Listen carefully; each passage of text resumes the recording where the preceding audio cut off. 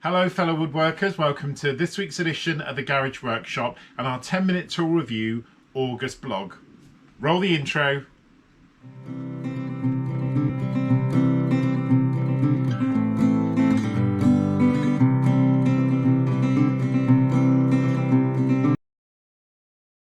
So as always, I like to begin these August vlogs by just giving you an update on the growth of the channel. It's been another really positive month for the channel. My viewing numbers have grown, my watch time has grown, and my number of subscribers has also grown.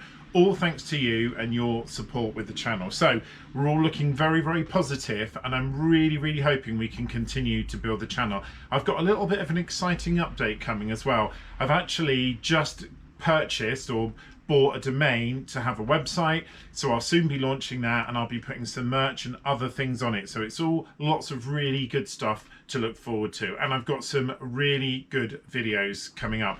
Obviously, having a little bit more time on my hands, I've managed to film 3 or 4 different videos. I've done some really nice builds, one of which you've already seen with the workbench, but I've got some really interesting builds coming up over the next few weeks, as well as some really good 10-minute tool reviews. A little bit more about that in a second, but let's move on to some of the channels that I've been looking at this month.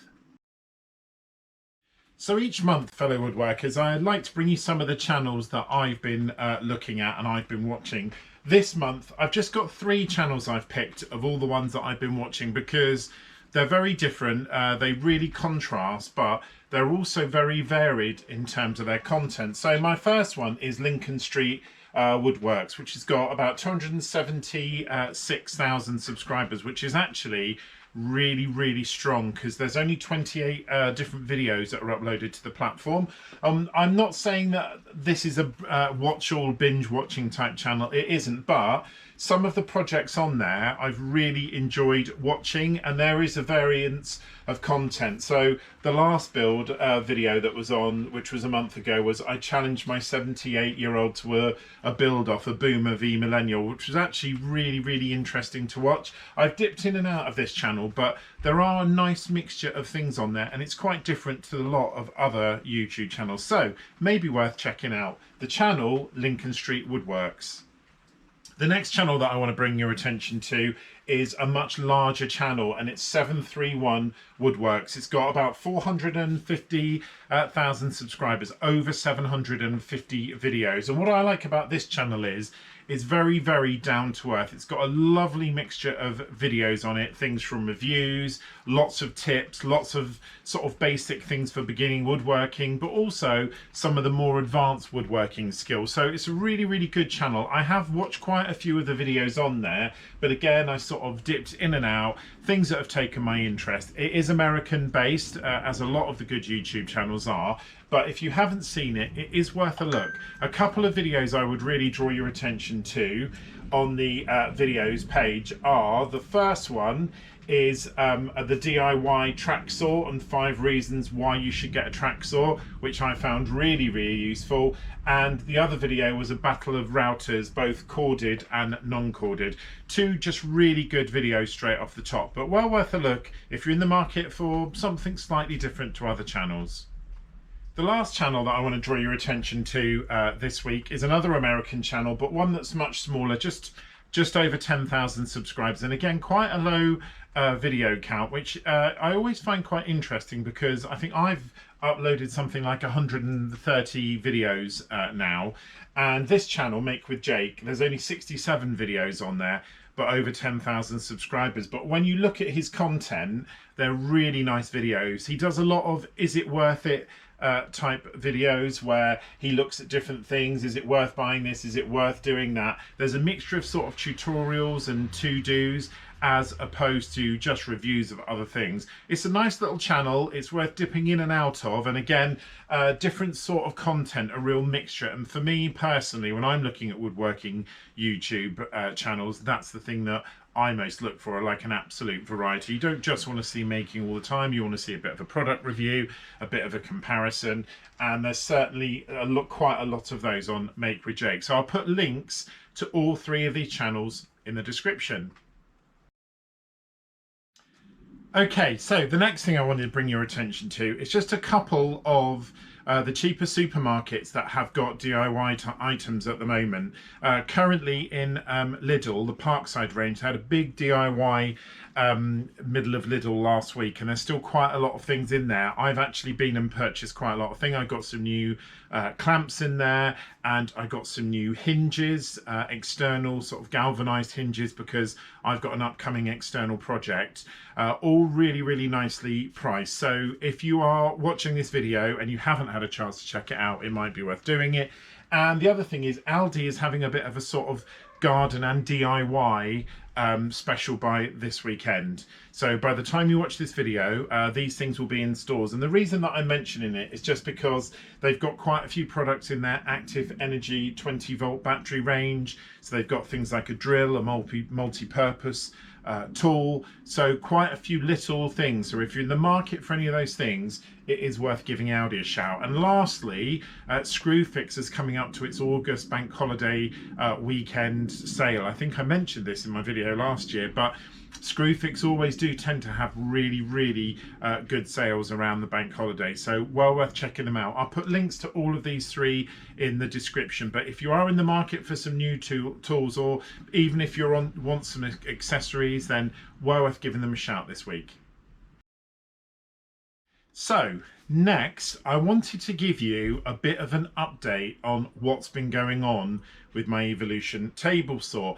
If you'd watched my workbench video, you will have seen that my table saw sadly gave up the ghost when I was cutting the studwork timber, and I sent it back to Evolution. And I posted a video last week where I explained to you the process I'd gone through with Evolution. They were really good.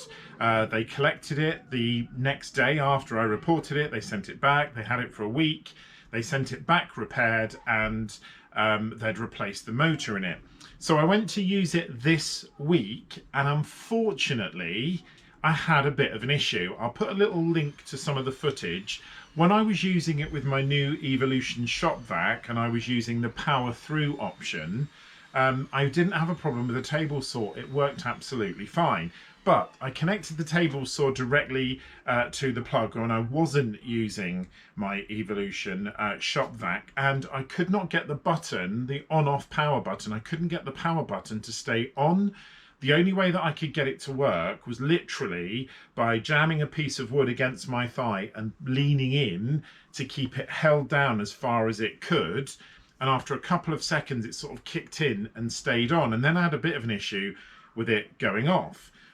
So that concerned me. And as I was about to call Evolution, as I was bending down to plug out, I noticed that the blade hadn't been put back to 0 degrees from when it was repaired. It hadn't been zeroed, as it were.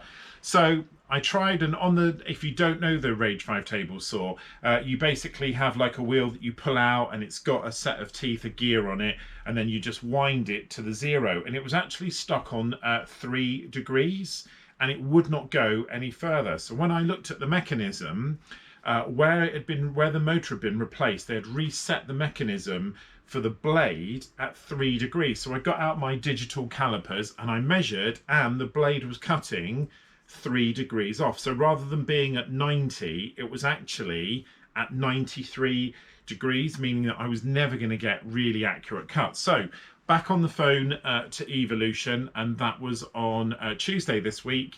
I rang them, I explained the issues. They then said to me, well, look, we'll send you the instructions for setting the blade up to see if that corrects it. And I said, I've done all of that, which I had. And I said, anyway, the issue around the on-off button is much more of a concern. So they totally agreed. Yet again, they'd sent an email that day to say that it was being collected the next day, which was Wednesday.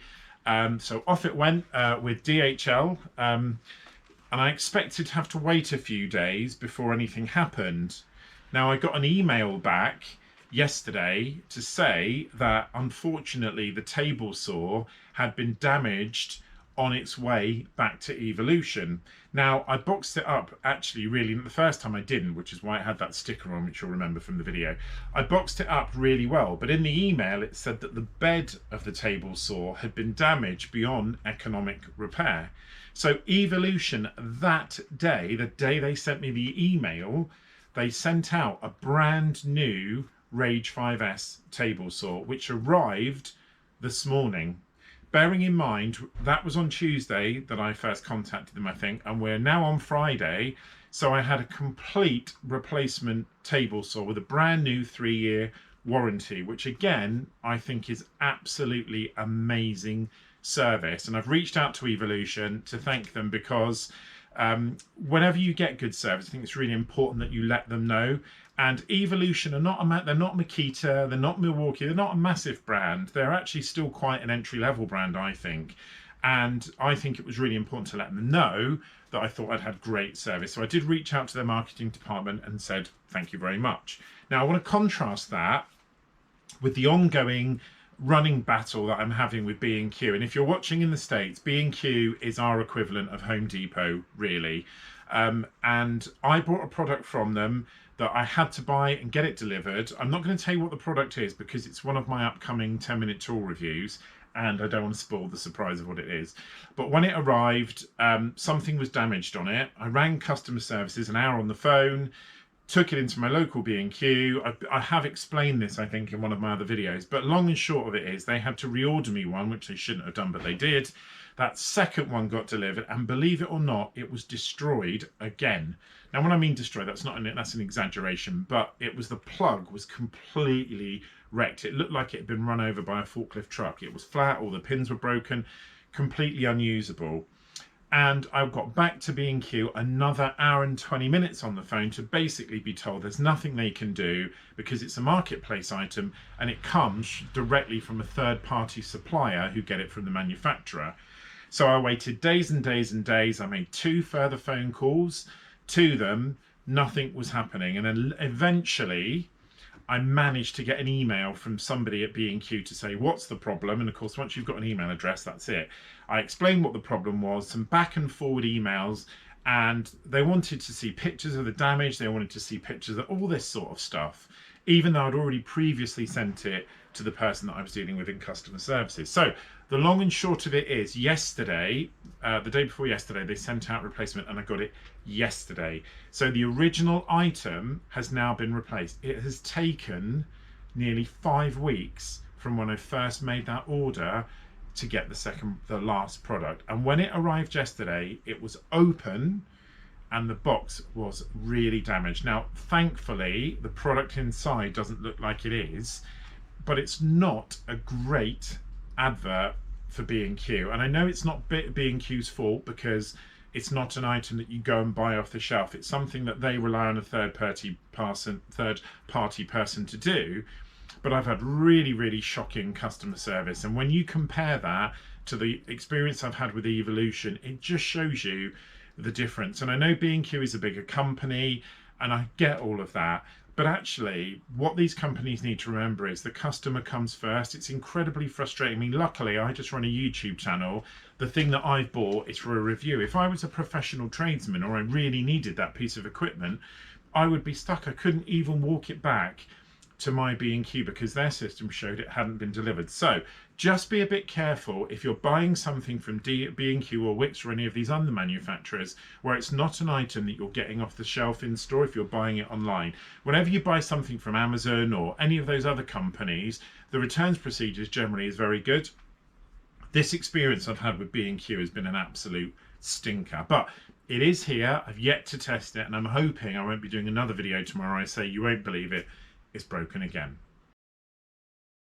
Lastly, as I mentioned earlier, I've made some changes to the Garage Workshop, and I'm very pleased to announce that I have launched a Patreon page to go along with the Garage Workshop. Now, I know what you're thinking. I'm not thinking that it's a 300,000 subscriber YouTube channel, and the whole point of the Patreon is just to help grow the channel. So I'll put a link in the description and you can find me there. Membership is really, really basic. For £3 a month, which is less than a cup of Starbucks, let's face it, for £3 a month you can get to be part of my Patreon community and also get your name mentioned at the end of the credits. If supporting the channel this way is something that you feel you can do, and I appreciate there are difficult times we live in, then I would really welcome you to go on, click the link in the description and join my Patreon channel. And as I mentioned earlier on, I have got a website that will be going live next month, and I'm also looking into doing some affiliate links as well, all things to just help the channel grow. So if you're able to do, please support me on Patreon. It would be really, really kind of you to do that. So that's the end of the August blog. The month seems to have flown by really, really quickly. I hope you found the blog useful. If it's your first time at the Garage Workshop, please can I ask you to subscribe, like and comment. It really helps the algorithm. If you are a regular viewer, thank you so much for your ongoing support. If you've got a channel as well that you think it's worth me checking out, please pop a comment below. I think people did that last month and I got a couple of really good channels that I hadn't seen before. So please feel free to get involved by commenting below. I hope you all have a fantastic week, and I'll catch you on next week's edition of the Garage Workshop. Take care, fellow woodworkers.